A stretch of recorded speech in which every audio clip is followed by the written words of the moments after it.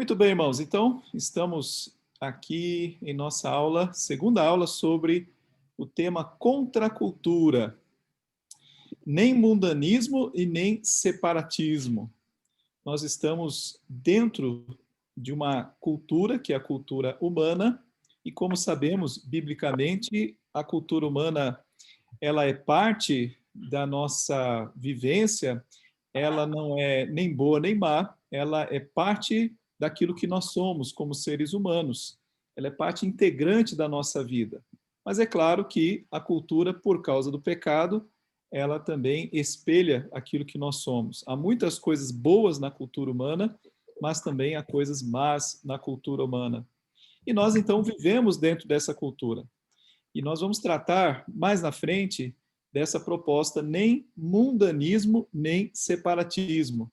Ou seja, nós nem nos conformamos com esse século, mas também não vivemos alienados ao mundo. Nós vivemos dentro do mundo justamente para poder salgá-lo, para poder também trazer a luz de Cristo para ele. Eu quero compartilhar aqui com vocês o texto que deve servir como orientação para nós. O texto está em Romanos capítulo 12, versículo 1 e 2. Rogo-vos, pois, irmãos, pelas misericórdias de Deus, que apresenteis o vosso corpo por sacrifício vivo, santo e agradável a Deus, que é o vosso culto racional. E não vos conformeis com este século, mas transformai-vos pela renovação da vossa mente, para que experimenteis qual seja a boa, agradável e perfeita vontade de Deus. Então, aqui uma ordem explícita para que não nos conformemos. E a palavra aqui, a ideia é tomar forma, e século aqui é a ideia do mundo propriamente. E é claro que a gente poderia também dizer, no português aí, que não devemos ficar conformados com as coisas que acontecem no mundo, né? Devemos, na verdade, com muitas delas, nos revoltar de forma santa com aquilo que acontece. Na semana passada, nós então demos introdução a esse tema, mostrando que a maior das ofensas para nós cristãos em relação à cultura nem são os temas que nós tratamos. Quando a gente fala assim, homossexualismo, né? Quando a gente tem uma posição sobre o homossexualismo, as pessoas ficam ofendidas. A maior das ofensas é o próprio evangelho, porque o evangelho prega a existência de um Deus, criador de todas as coisas, que nos formou, a sua imagem e semelhança, que nós prestamos contas diante dele, que ele é o nosso juiz, e também que nós somos pecadores, nós temos uma dívida eterna com Deus, e a única forma de nós podermos ter vida é irmos de encontro ao próprio Deus e aceitarmos o evangelho, que é Cristo Jesus, como Senhor e Salvador das nossas vidas. E ele, pela graça, nos perdoará. E tudo isso vem de Deus, nada vem de nós. Cada aspecto que a gente for levantar acerca do Evangelho, ele é ofensivo para o homem moderno. Se dissermos que Deus, então, se transformou em um ser humano e esse ser humano morreu e uma morte terrível em cruz e que foi colocado dentro de uma sepultura, depois ressuscitou, cada elemento do Evangelho fere completamente a nossa cultura, né? É inaceitável a nossa cultura. É o que a Bíblia diz na carta de Paulo aos Coríntios, que a sabedoria de Deus é loucura para o homem natural. Ele não entende as coisas de Deus. Então, a gente não deve ter medo de falar a verdade sobre aquilo que nós pensamos da palavra, se nós também tivermos coragem de falar o evangelho como um todo, porque o evangelho em si já é a maior das ofensas. Mas hoje eu quero falar sobre outro tema, que é em relação ao aborto. E aqui um título provocativo: Aborto, o genocídio do bem. Porque, de alguma forma, ele é colocado nos nossos dias como sendo algo do bem e defendido por muita gente, como sendo algo benéfico, algo necessário, algo positivo. De alguma forma, o aborto é tratado como se fosse uma questão apenas de saúde pública, né, em relação às mulheres. E nós vamos procurar observar que não é isto. Então, nós vamos chamar aqui claramente de um genocídio, que é o que está acontecendo no mundo inteiro, o aborto, o genocídio do bem. Queridos, esse é um tema bastante sensível a todos nós. É um tema sensível a mim. né, me revolta quando eu penso nesse tema. É difícil a gente conseguir engolir que existam pessoas que festejem as leis, né, que têm acontecido de descriminalização do aborto em vários países. Então, as pessoas estão ali fazendo festa, festejando, é como se fosse a maior conquista a possibilidade de matar um ser humano, um ser semelhante dentro do útero materno. E a nossa intenção aqui, é claro, não é conscientizá-los de que o aborto é uma coisa extremamente terrível, né? Ele infringe contra todas as leis da vida e da palavra de Deus, é uma confrontação com a autoridade de Deus sobre a vida e tudo que nós pensamos. Então, eu não vou aqui apresentar imagens gráficas, né, terríveis sobre aborto, porque a intenção não é nos conscientizar, mas procurarmos perceber a gravidade desse tema, do que está acontecendo no mundo, e procurarmos dar uma resposta bíblica e mostrar, sobretudo, que nós, como cristãos, não podemos ficar alheios, alienados, como se fosse uma questão aí de política que envolvesse, né, decisões aí externas e dos quais a gente só deve, então, orar a respeito. Não, nós temos que nos posicionar. E a ideia desses estudos é justamente nós podermos entender melhor determinadas questões para podermos nos posicionar frente a elas. Podemos falar com as pessoas e termos um conceito claro definido acerca delas. Primeiramente, eu fiz aqui alguns recortes de jornal, recortes de tela, com algumas notícias recentes, algumas nem tão recentes. A gente poderia até começar aqui em 2010, com a decisão na Espanha da descriminalização do aborto, como aconteceu lá na Europa. Aqui já é mais recente, 2018, Irlanda aprova a legalização do aborto com 66% de votação popular.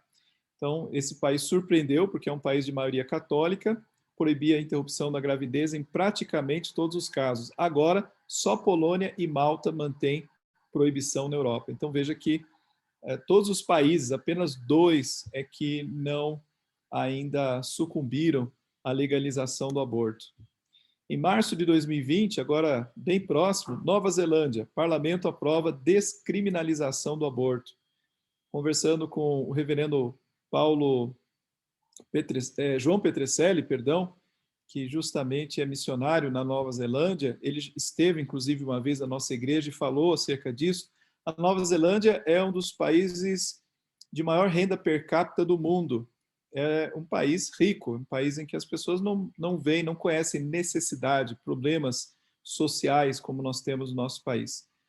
No entanto, ele mesmo diz, olha, é um dos países mais vazios, assim. Pessoas jovens, adolescentes, abortam muito cedo, muito cedo. Isso já era uma prática muito comum quando o parlamento aprovou.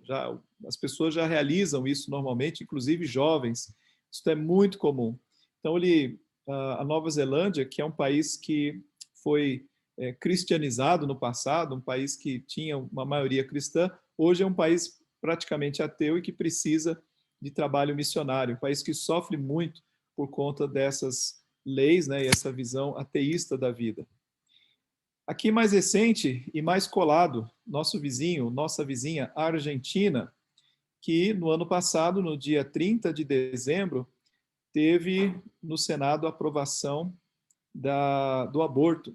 Então, nós tivemos aqui entre 2012 e o fim de 2020, foram abertos pelo menos 1.532 processos criminais por aborto. Agora, esses casos deverão ser revistos. Então, vimos agora recentemente uma multidão de mulheres tomando uma praça ali com a cor verde e assim, esfuziadas, né? Todas entusiasmadas com esta lei, né, que foi aprovada.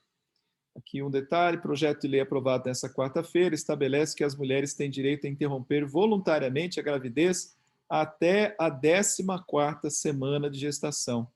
Então, 14ª semana de gestação. Eu até procurei separar aqui, deixa eu só localizar onde é que eu tenho, uma figura aqui da 14ª semana de gestação. Só um instante, está aqui organizadinho, bonitinho. Ok, pronto.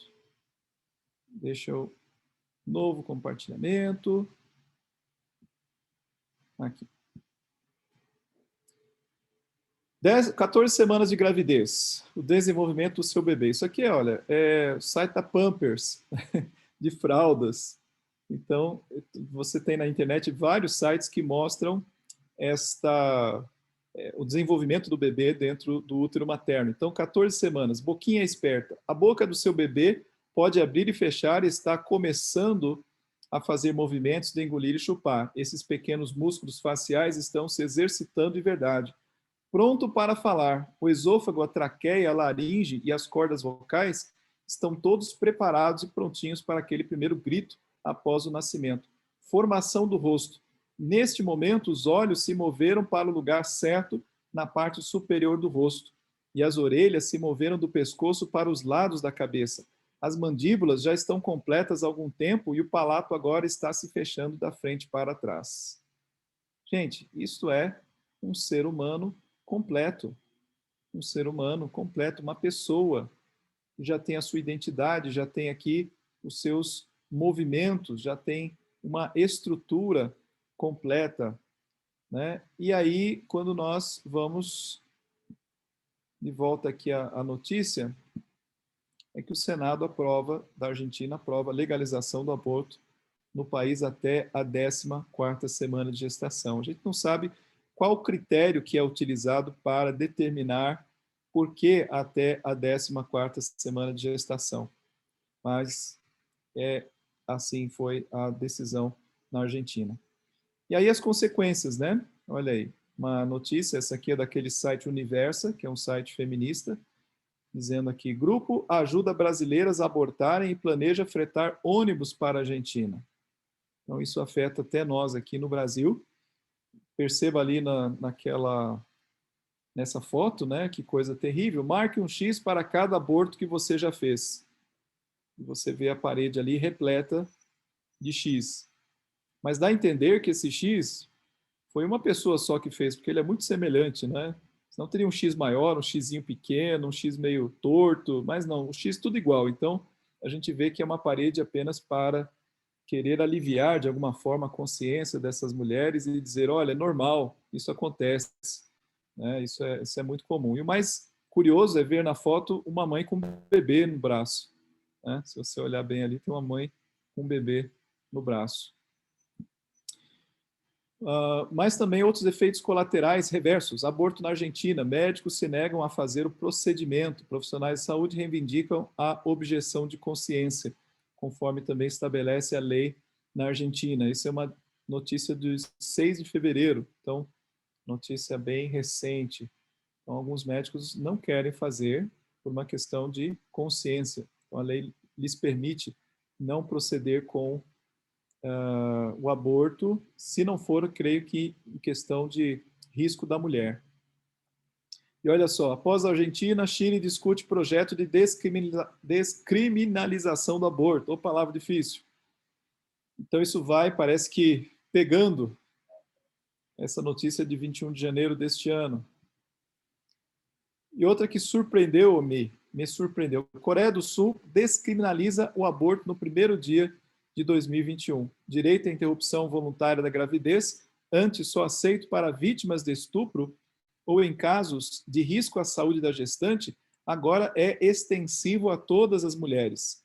A lei que criminalizava o aborto foi retirada nesta sexta-feira, 1º, da legislação do país. Então, é um país asiático, normalmente esses países são muito conservadores, muito tradicionais, e, no entanto, também lá em Seul, né, na Coreia do Sul, agora não é mais crime realizar o aborto.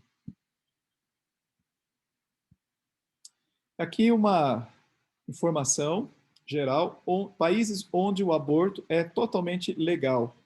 Então você tem, interessante que é tanto os Estados Unidos de um lado, quanto a Rússia do outro lado, né? Além aqui da Austrália, né?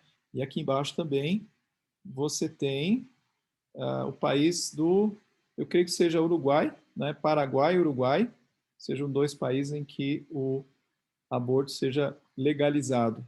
E outros países ali também da África, você tem uns países ali do sul da África também, e Europa, praticamente toda a Europa, como nós vimos, menos dois países da Europa, Polônia e Malta. Outra informação, situação do aborto nos outros países. Países onde é proibido em qualquer circunstância são 26 países. 26 países não é permitido em nenhuma circunstância. Então, são países extremamente restritos em relação ao aborto. Provavelmente países islâmicos, né, do Oriente Médio. Países onde é proibido, exceto para salvar a vida da mulher. Então, 39 desses países. O Brasil também se encontra entre esses países. O país onde é proibido, exceto por razões de saúde, 56 países. E países onde é permitido por razões socioeconômicas ou para preservar a saúde da mulher, 14 países. Então, existe aqui este gráfico, que é do G1, da Globo, e é interessante a forma como é colocado o título, a população afetada por leis de aborto. Então, o próprio título já tem a sua inclinação ideológica, né? Porque países onde há a lei do aborto, então a população é afetada. E afetado dá uma conotação ruim, negativa, que as leis do aborto causam nessas pessoas. Então, começando aqui da direita, 36% é legal, né? O aborto é legal realizar o aborto. 23% permitido por razões socioeconômicas ou para preservar a saúde da mulher. Então, há uma flexibilidade. 14% proibido, exceto por razões de saúde. 22% proibido, exceto para salvar a vida da mulher. E 5% proibido em qualquer circunstância. Então, a maior parte dos países já há uma permissão, né? Você olha aqui e vê que junta os 36 com os 23, então você tem uma quantidade bastante significativa dos países no mundo que tem alguma abertura, tem muita abertura, né, para o aborto, para aqueles que têm alguma abertura para o aborto, e apenas 5% são proibidos em qualquer circunstância. Daí, agora, veja só, interessante aqui acerca da síndrome de Down. Está havendo um genocídio muito específico em relação a crianças que nascem com síndrome de Down. Então, essa matéria aqui diz o seguinte: da interrupção da gravidez ao extermínio, genocídio internacional da síndrome de Down. Lucas, o belo garoto propaganda de uma marca de produtos para bebês, tem sorte de estar vivo. A maioria dos bebês diagnosticados com síndrome de Down, isso no mundo, ainda no útero, são mortos antes de nascer. Isso é muito sério. Essa criança que ele está falando aqui, é essa criança aqui. Lucas, o garoto propaganda de 2018 da Gerber, marca norte-americana de produtos para bebê. Então, todo ano, essa marca de comida de bebê, ela promove uma espécie, não é um concurso, mas ela coloca um bebê para representar a marca. Então, em 2018, eles colocaram um bebê com síndrome de Down. Eu creio que entrou essa fase aí, essa década em que se valoriza muito as minorias. Então, eles também resolveram, vamos dizer, lacrar, de alguma forma, colocando essa criança que tem síndrome de Down. E, de outro modo, eu diria que é uma lacração do bem, né? Porque é importante dar visibilidade a essas crianças e mostrá-las como crianças. E ainda assim, né? Uma criança feliz, uma criança sorrindo, uma criança que está, a gente vê aqui, muito bem cuidada e que pode, inclusive, servir como modelo para uma propaganda aí, no caso de alimento para crianças. Então, creio que isso foi uma atitude muito interessante, muito correta. Agora, essa matéria, ela eu acho que é da Gazeta do Povo, esse material aqui. Então, fala que essa maioria dos bebês diagnosticados com síndrome de Down, então, eles são mortos na infância. Aí eu entremeiei, eu juntei com esta outra matéria, que é extremamente atual, olha, 28 de dezembro de 2020, então é no finalzinho do ano passado. E diz assim, nascimento de crianças, e é da revista Crescer, né? Crescer Online. Nascimento de crianças com síndrome de Down cai pela metade no Reino Unido, pois pais estão decidindo pelo aborto. Dados recentes mostram que 90% dos pais no Reino Unido escolheriam abortar se descobrissem que seu filho nascerá com síndrome de Down. Então, isso é um dado muito sério do que está acontecendo, não apenas no Reino Unido. Isso está acontecendo no mundo todo, inclusive no Brasil. Nós temos uma família que conhecemos, cujo filho tem síndrome de Down, e eles contam que, assim que tomaram conhecimento que o filho teria síndrome de Down, o médico já colocou para eles as opções. Né? Vocês têm a opção de interromper a gravidez. E essa jovem, que é cristã, claro, ela teve uma crise interna. Primeiro porque você quer que o seu filho nasça perfeito. Esse é um desejo que qualquer pai ou mãe tem, é natural que seja assim. Quando você sabe que seu filho vai ter alguma espécie de deficiência, isto gera uma crise, e naquele momento o médico fala, olha, você pode, né, resolver esse problema aqui mesmo. Né, nós podemos resolver por um aborto. E eles decidiram não abortar. E hoje eles têm um filho muito lindo, o Arthur, parece até com esse menino da foto. Deixa eu receber aqui a Rosenda. Parece até com o garoto da foto. Hoje já está bem maior, mas uma criança alegre, uma criança sorridente, uma criança que todos amam, né, e é amada assim pela sua família. Quando você encontra ela que, né, essa criança, o Arthur, que vem te abraçar, vem beijar. Então, como imaginar a opção de matar essa criança? Como poder imaginar isso? Mas isso está acontecendo no mundo todo, isso é um fenômeno, isso é uma praga. Veja aqui mais dados dessa reportagem. As estimativas variam, mas nos Estados Unidos, o índice de abortos de crianças em que a síndrome de Down é detectada ainda no útero está na faixa de 67%. Eu li outros materiais que apontam para um valor maior, até de 90%.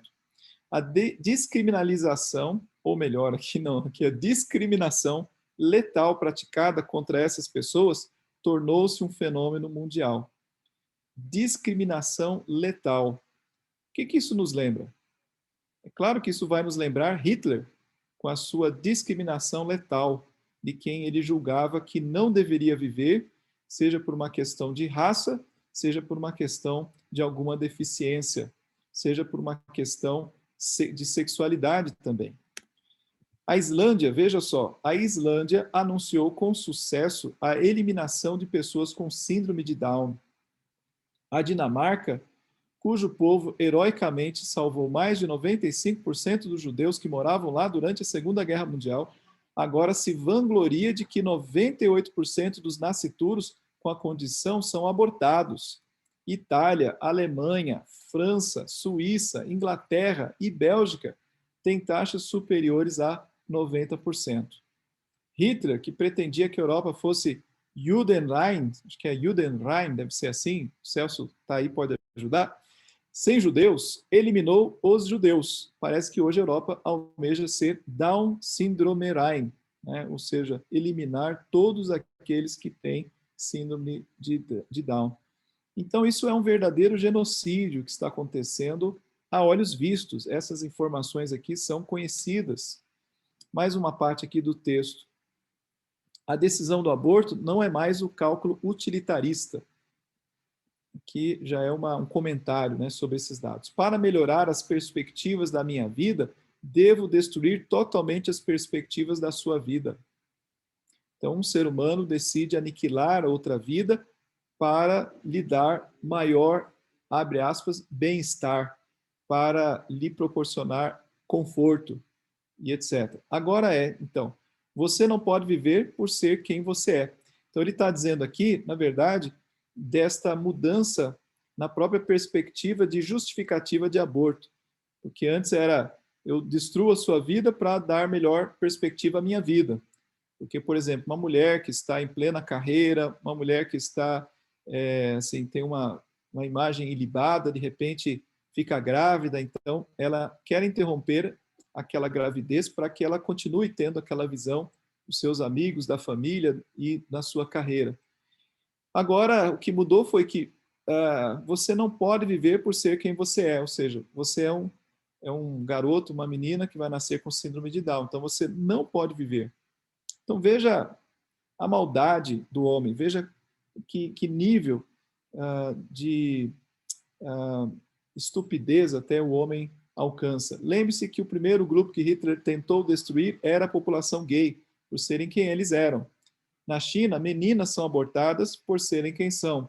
Em Ruanda, os Tutsis foram massacrados por serem quem eles eram. Nos Estados Unidos, temos algo chamado redução da gravidez, um eufemismo quando um dos gêmeos ou trigêmeos é abortado, geralmente por ser menor que o outro. Você é pequeno, então você não serve. Essa nem eu conhecia. Em relação à síndrome de Down, o colunista George Will escreveu que é simplesmente a tentativa sistemática e deliberada de eliminar uma determinada categoria de pessoas. Em outras palavras, é uma forma de genocídio. Vai além da eugenia, pois pessoas com síndrome de Down raramente se reproduzem.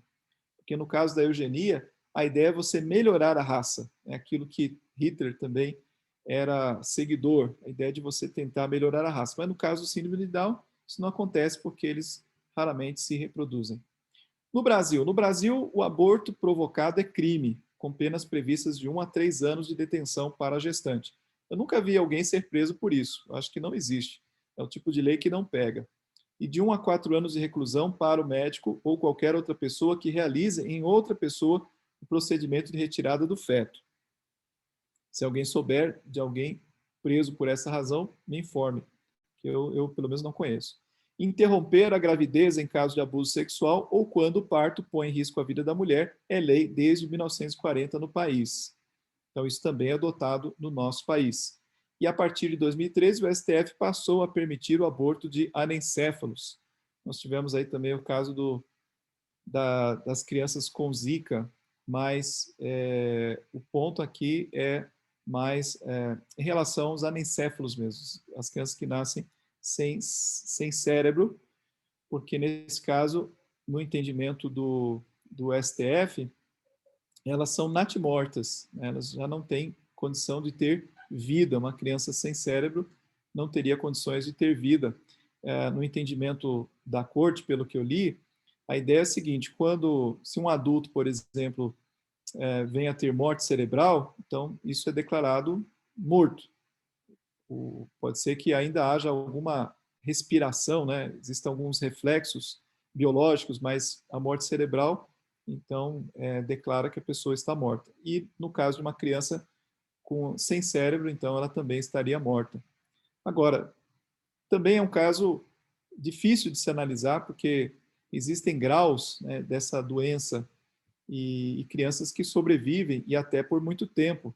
Nós tivemos um caso da nossa igreja, do Joãozinho, né, filho do Fred e da Raquel, que eu creio que chegou até os 12 anos de idade, então, e foi cuidado, né, criado, com todas as dificuldades, mas os pais levaram a sua vida até onde puderam, né, cuidando do Joãozinho. Agora um dado que eu creio que é estarrecedor, veja que está sendo apresentado do ano passado, 6 de janeiro de 2020, dizendo que em 2019 o aborto supera as causas de morte com 42 milhões. Então, é claro que isso também é uma estimativa, difícil se ter um número muito correto, muito certo, do número de abortos, mas é uma estimativa com base, enfim, em estatísticas, e não é muito boa. 42 milhões de seres humanos sendo mortos todos os anos.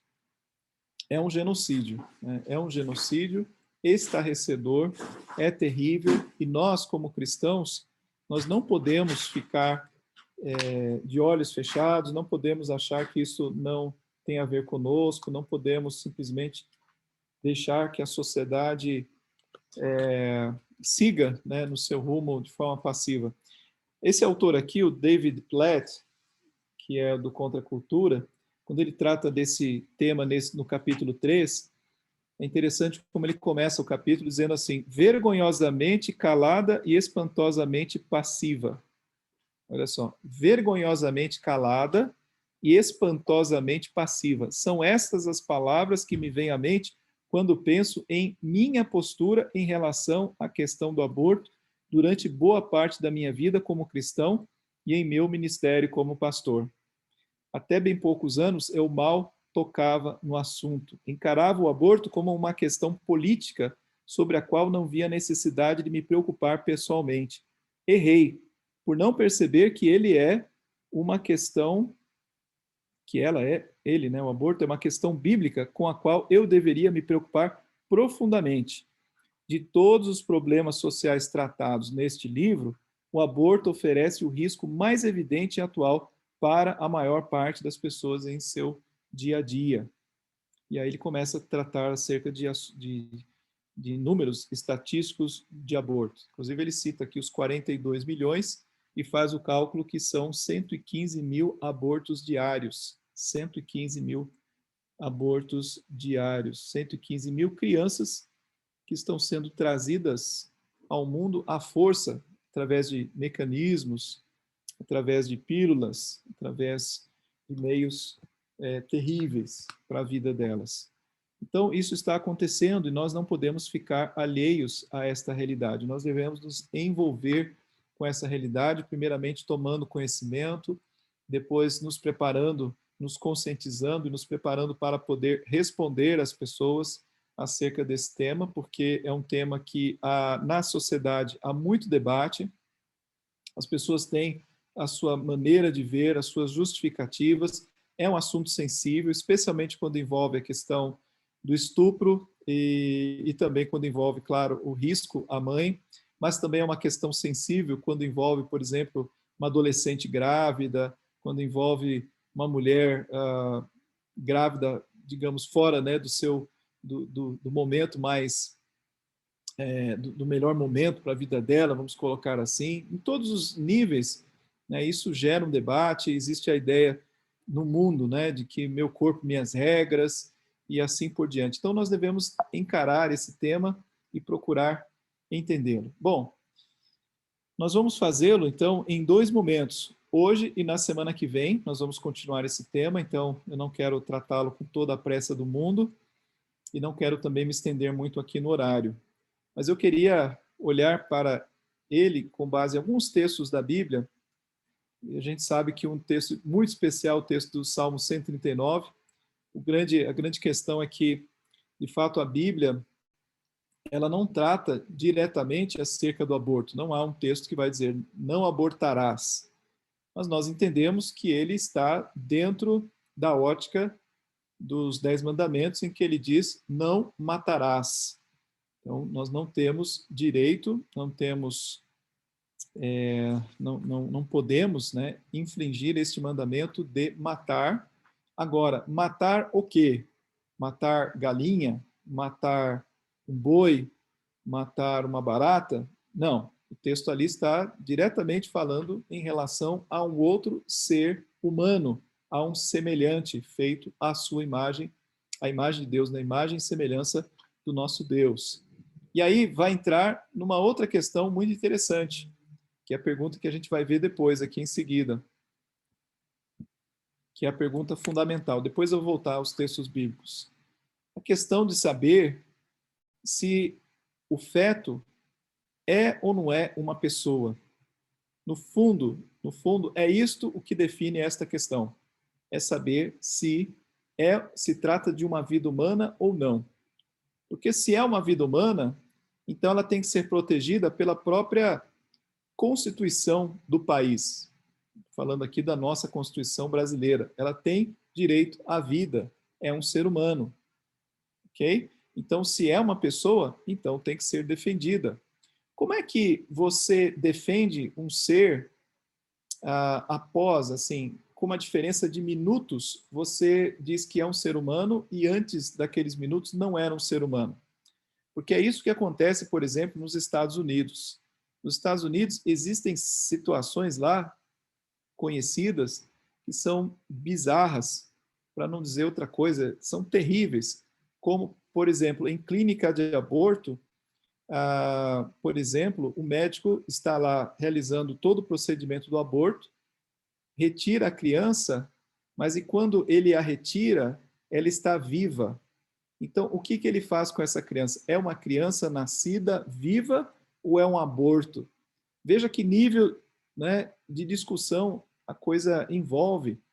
Então, se o bebê ele nasceu, então ele é um bebê. Se ele ainda não veio, né, para fora da barriga da mãe, então ele não é um bebê, ele não é um ser vivo, né, ele não merece a proteção. Então, aí quando nós entramos nessa discussão se é ou não é uma pessoa, aí entram várias discussões de linha neurológica. Ah, não, é quando o cérebro se desenvolve, quando a criança sente. Outro fala, não, é biológico, é quando ela tem todas as funções já funcionando de ser humano. E assim, há muitas discussões, né, em relação a quando exatamente, né, o ser humano se torna ser humano. Então, é discussão de STF, é discussão científica, é discussão religiosa, é discussão em todos os níveis, né? E nós vamos ver, claro, qual que é o posicionamento bíblico em relação a isso. Mas a pergunta fundamental é essa: se aquele que ainda não nasceu for um ser humano, não há justificativa adequada para o aborto em nenhum caso. Em nenhum caso. Se se trata de um ser humano, ele precisa ser protegido como um ser humano. É claro que na questão ética, inclusive cristã, muitas vezes você tem valores que são ambos importantes, essenciais, mas que estão em choque um contra o outro. Por exemplo, nós podemos dizer que a Bíblia preza pelo casamento e que, pela palavra de Deus, homem e mulher não devem se separar. Isso é uma ordem bíblica, né? Texto lá de Malaquias deixa isso muito claro, e há outros textos que deixam isso muito claro. Mas a vida humana também é um valor, e é um valor superior ao próprio casamento. De modo que, se o casamento põe em risco a vida humana, então, nesse caso, é melhor que haja uma separação para preservação da vida humana. No caso de uma mulher, por exemplo, que está com risco de morte, com risco para a sua saúde, um risco muito sério, e existe dentro dela, por conta, né, da gravidez, então cabe, no caso, aos pais a liberdade de escolher. É uma escolha muito dura, muito difícil, mas será uma escolha. E eticamente falando, então, se ela optar por interromper a gravidez, então entende-se que, neste caso, essa decisão ela tem respaldo ético e até respaldo bíblico, no sentido da preservação da vida. Em que sentido? Porque você está, em alguma medida, preservando aquele que está, um ser que está completamente formado, logo, um ser que está em plena condição de vida, em relação a um ser que está em formação e em possibilidade de vida. Eu sei que isso é uma discussão um pouco, vamos dizer, né, detalhada, entra em algumas questões que a gente poderia debater, mas em linhas gerais, então esse é um posicionamento. Agora, qual outra razão para realizar um aborto, matar alguém que é um ser humano? Bom, vamos voltar aqui a esses textos, né? Eu citei aqui Êxodo, o texto de Êxodo que fala não matarás, e esse é um texto, claro, que vai servir como referência geral para que não tiremos a vida de outro ser humano, nem mesmo, especialmente, né, no útero materno.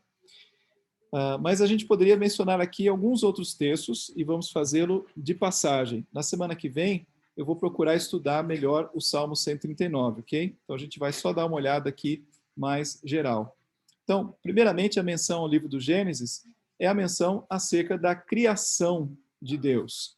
Nós fomos criados por Deus e, como tal, nós temos uma importância intrínseca em nós, por carregarmos em nós a imagem e semelhança do nosso Deus. Então, o ser humano, ele tem uma importância, e uma importância tal que somente o próprio Criador é que tem condições de dar vida e de tirá-la. É o que diz o texto de Jó, capítulo 1, versículo 21, que é o quarto texto. em que Jó fala, né? O Senhor Deus, o Senhor o tomou, bendito seja o nome do Senhor. Então, Deus tem, e tão somente Deus pode tirar a vida de alguém. Então, se você considera que aquele ser que está dentro do útero materno é vida, então você não pode tirá-lo sobre qualquer pretexto. Isso pertence a Deus. Como eu disse, até na questão da enfermidade da mãe, cabe aos pais tomar essa decisão, uma decisão muito difícil. Mas a mãe não deve ser obrigada a tirar o seu filho, né? Mas essa é uma decisão que cabe aos pais novamente, né? Mas a questão é que cabe somente a Deus tirar a vida. Veja que isto envolve também crianças com defeitos congênitos, defeitos como até a própria anencefalia. Eu creio que os pais também devem ter a opção de manter os seus próprios filhos que tenham problemas desta ordem, por mais difícil que seja, entendendo que Deus, se for da vontade dele, ele irá levá-los à sua presença no momento que ele quiser. Mas enquanto houver vida, esta vida deve ser sustentada. Então a vida, ela deve ser sustentada. Em algum momento aqui a gente vai poder falar um pouco e discutir sobre a eutanásia, que é o outro extremo, né, da situação, que é tirar a vida de uma pessoa adulta por outras razões. Mas aqui nós estamos falando de que, diante de Deus, nós devemos deixar com que Deus seja tanto o autor quanto aquele que retira a vida. Vamos mencionar aqui também, então, o Salmo 139, que é um salmo que mais explicitamente fala da condição como Deus vê a pessoa, o ser humano, no interior da sua mãe. Eu vou colocar aqui o texto para nós darmos uma olhada aqui geral.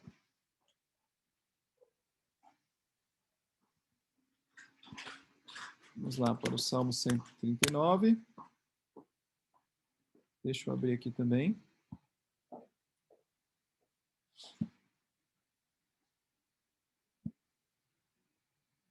Esse salmo, então, Davi parece ter feito ultrassom de uma criança. Tal é a sua capacidade de poder enxergar o que ainda não era enxergado. A partir do versículo 13 diz: pois tu formaste... Espera aí. Não sei se vocês estão vendo aí. Está pausado, atrasado. Ah, tá. Espera aí, vocês não estão me vendo ainda. Instante. Acho que agora sim. Então, nós estamos aqui no Salmo 139, e no versículo 13 diz: pois tu formaste o meu interior, tu me teceste no seio da minha mãe. Então, Davi já sabia, e qualquer observador poderia afirmar isso. Mas olha que Davi diz, né? Graças te dou, visto que, por modo assombrosamente maravilhoso, me formaste. As tuas obras são admiráveis e a minha alma o sabe muito bem. Os meus ossos não te foram encobertos quando no oculto fui formado e entretecido como nas profundezas da terra. Os teus olhos me viram a substância ainda informe, e no teu livro foram escritos todos os meus dias, quando nenhum deles, cada um deles escrito e determinado, quando nenhum deles havia ainda. Que preciosos para mim, ó Deus, são os teus pensamentos, e como é grande a soma deles. Se os contassem, excede os grãos de areia. Contaria sem jamais chegar ao fim. Então veja o que diz aqui o versículo 16: os teus olhos me viram a substância ainda informe.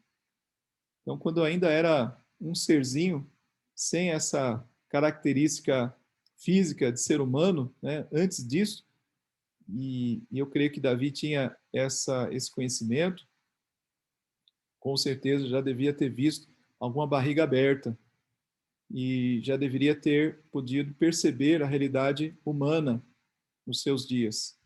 E aí ele podia afirmar: olha, os teus olhos me viram a substância ainda informe. Ou seja, Deus já havia me visto, Deus me conhece, além de escrever todos os seus dias. quando nenhum deles havia sido determinado. Então, Davi aqui vislumbra a vida no útero materno como sendo algo assombrosamente maravilhoso. A maneira como Deus faz. E a maneira como Deus forma é desde o princípio até o seu fim, até o nascimento. É o processo de formação. Qual parte do processo de formação Davi excluiria dessa sua declaração? Diria, olha, a partir do terceiro mês, como é grandioso, né, como é grandiosa a forma como o Senhor me fez. Não, ele está falando aqui de todo o processo. A substância ainda informe inclui desde do momento em que o esperma se encontra lá com o útero materno até a sua plena formação. E tudo isso é a substância ainda informe. E Deus está presente em todo esse processo. Então, todo esse processo precisa ser preservado. Eu sei que a gente aqui pode ter algumas discussões, e discussões no bom sentido, né, para saber o que exatamente envolve esse processo.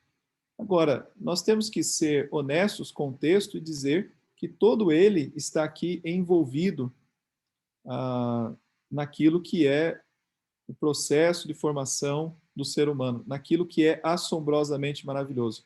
Toda a reprodução e o sistema de reprodução humano é assombrosamente maravilhoso.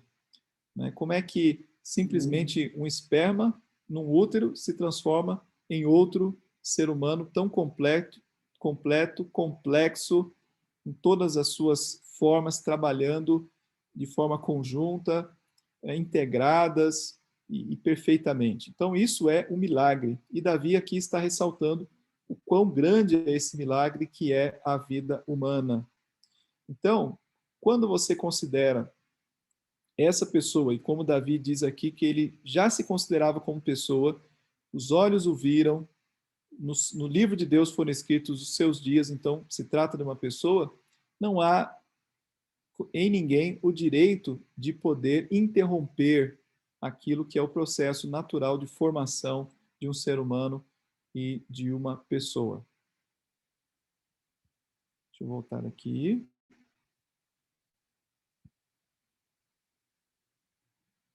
Então, outros textos que a gente poderia também olhar, eu vou pedir aqui a participação de vocês. Alguém lê aí, por favor, Jó 33, pela ordem, né, dos textos de Jó, Jó 12, versículo 10, e depois Jó 33, versículo 4. Quem pode ler, por favor?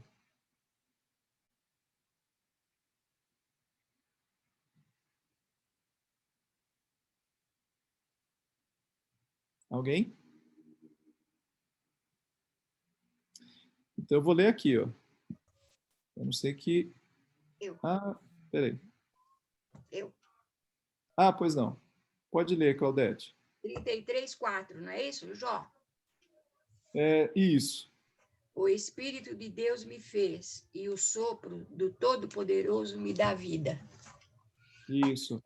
Estou mostrando que nós somos propriedade de Deus, somos criados por Deus, o sopro de Deus me dá vida. E quando é que esse sopro nos dá vida?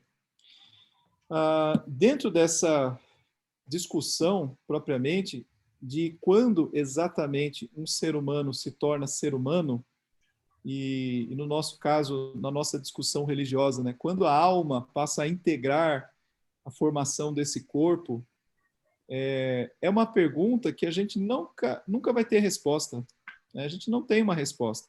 Da mesma forma que a ciência nunca vai ter uma resposta sobre quando um ser humano se torna ser humano. Qual que é exatamente o momento em que a gente pode dizer, olha, a partir daqui é ser humano, antes disso não é ser humano? Você não tem essa informação. A ciência não vai dar essa informação e nós também, biblicamente falando, não temos essa informação.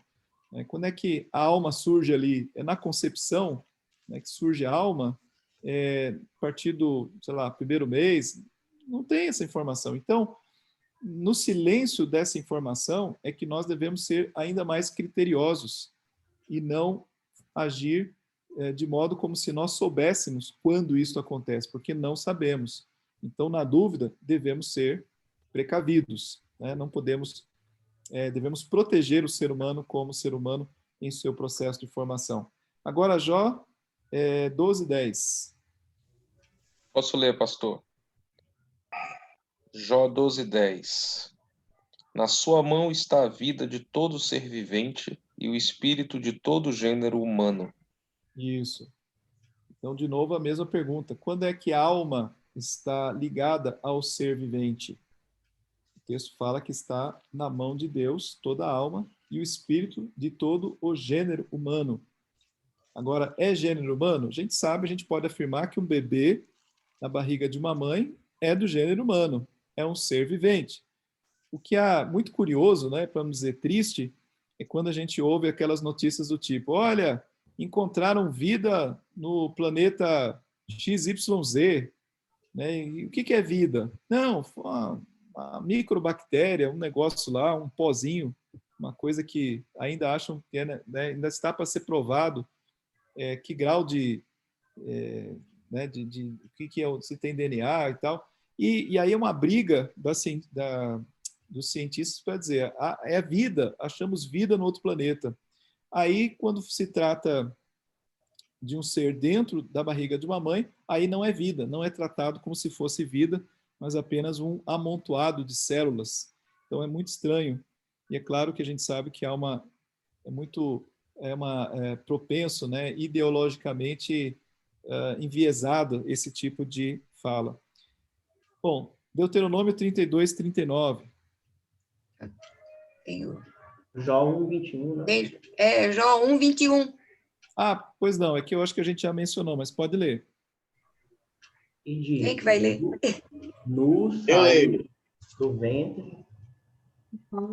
Paulo, pode ler, pode ler. Vai, Paulo. E diz: Nu saí do ventre de minha mãe, e nu voltarei. O Senhor o deu, e o Senhor o tomou. Bendito seja o nome do Senhor. Isso. Bem, Então é interessante, no sair do ventre da minha mãe. Então, quando ele estava dentro do ventre, era ele saiu do ventre. A gente sabe que no processo do parto ele foi saído, né? Se não foi uma cesárea, foi um parto normal, ele até que saiu, né? Mas a ideia de que é um ser que saiu. Antes ele já era um ser, e Deus, então, da mesma forma que o fez sair nu, ele faz voltar também nu. Deuteronômio 32:39. Eu leio. Vede agora que eu sou, eu somente, e mais nenhum Deus além de mim. Eu mato e eu faço viver. Eu firo e eu saro. E não há quem possa livrar alguém da minha mão. Isso. A ideia aí é da soberania de Deus, do texto, né? Fala que Deus é quem, ultimamente, é quem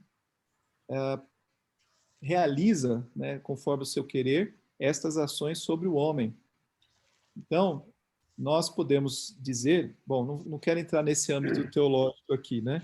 Mas nós podemos dizer que a própria maldade do homem está dentro desta vontade de Deus, uma vontade permissiva de Deus em relação ao homem dentro do seu plano para a vida do homem. Mas o texto também implica na autoridade que só Deus tem. Eu mato e eu faço viver. Esse é um ponto também bíblico. Por essa razão que ele dá uma limitação ao homem dizendo, não matarás. Ou seja, se alguém for morrer, é porque eu permiti, foi da minha vontade. Mas ao homem é dito, não matarás. O ponto que eu quero ressaltar aqui também é o seguinte, e quando alguém mata o outro, matou o outro porque foi da vontade de Deus, senão não teria matado. Da vontade, da permissão de Deus, não da vontade da lei de Deus, né? Mas da vontade da permissão de Deus. Bom, outro texto é Lucas 1:41. Posso ler? Por favor. Ouvindo esta, a saudação de Maria, a criança lhe estremeceu no ventre. Então Isabel ficou possuída do Espírito Santo. Isso. E há dois textos, um relacionado a Jesus e outro relacionado No caso aqui é João Batista mesmo, né? É esse texto, não estou falando de dois textos, não, é esse texto.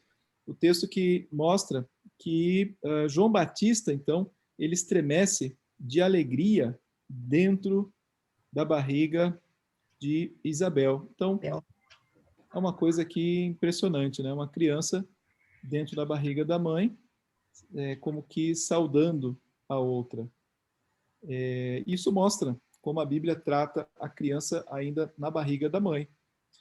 Eu ia dizer assim, em relação a Jesus, que Jesus, ele foi concebido. Veja que no momento em que o anjo anuncia a José, né, que Maria concebeu, a partir dali, era Jesus quem iria nascer. Estava nela, aquilo que foi gerado nela veio do Espírito Santo. O que foi gerado nela já era sagrado, né? Não se tornou a partir de um determinado momento. Já era Jesus nela. E assim é tratado em todo o texto. Ele não se tornou Jesus quando nasceu. Nasceu, pronto, agora é o Filho de Deus. Não, ele já era o Filho de Deus desde o ventre materno. Então, isso é também um ponto muito importante quando a gente linka aqui com a Bíblia. Muito bem. Queridos, nós vamos ficar por aqui, só lendo aqui esse texto. À luz da realidade bíblica, fica muito claro que o aborto é uma afronta à autoridade única e soberana de Deus, o doador da vida e também aquele que a tira. O aborto, a exemplo do homicídio e do suicídio, afirma que o ser humano é quem controla a vida e a morte. O aborto é, sem dúvida alguma, uma agressão à criação divina da vida humana. Não há outra maneira de ver a questão. Então, o aborto é, como mostramos no início, um momento em que o ser humano ele quer ser Deus, ele quer controlar a vida. Primeiramente, tirando uma vida porque aquela vida irá atrapalhar os seus planos. Depois, talvez, porque aquela vida tem algum defeito congênito, então ela não merece viver, ela não deve viver. E há outras razões muito mais perversas também para isso. Há, por exemplo, pessoas que pregam, até mesmo o famoso aí conhecido dono da Record, né, o Bispo Macedo, ele disse que a mulher, ele é a favor do aborto, né? Ele é a favor da legalização do aborto, porque ele entende que a mulher não deve ter um filho indesejado. Ele também entende que você não deve ter um filho se você não tem condições de sustentá-lo. Então, ele é muito favorável a isso, né? A matar crianças, filhos de pobres. E existe realmente essa linha defendida por pessoas de que as crianças que não têm condições de serem criadas de forma adequada deveriam ser mortas já na barriga da mãe. E é triste quando você tenta dialogar com pessoas que pensam assim, porque a única forma delas de responder a isto, de argumentar isto, é dizer assim, então pega para criar, né? Ah, você então pega para criar, né? Se você é contra, né, essa adoção, essa linha, né, de pensamento, então por que você não pega para criar essa criança?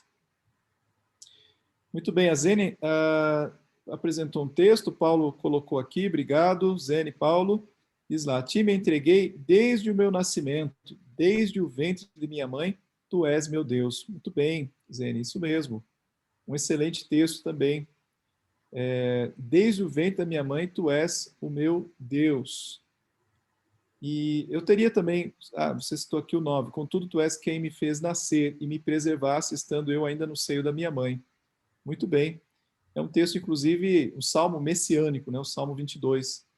E a gente poderia também citar o Salmo 51, que é o Salmo de Davi, em que ele fala que em pecado eu fui concebido, né? Em pecado eu fui, deixa eu ver aqui a expressão correta. O Salmo de número 51. Em pecado me concebeu minha mãe. Isso. Pecado me concebeu a minha mãe. Então, já era um ser, e já era um ser pecador também. A gente usa muito esse texto para mostrar que não é preciso que a criança peque, ela já nasceu pecadora, ela já precisa de Cristo desde o ventre materno. Crianças que estão no ventre materno já precisam de Cristo. Crianças que nascem precisam de Cristo, porque elas já nasceram pecadoras, já é um estado delas, independe do que elas façam. Isso, Salmo 51, versículo 5. Obrigado aí, Paulo. Ok? Na semana que vem, nós vamos continuar e nós vamos trabalhar também algumas questões históricas acerca do aborto. Existe nos Estados Unidos, por exemplo, a história do Roe versus Wade, que é uma decisão da Corte Americana de 1973.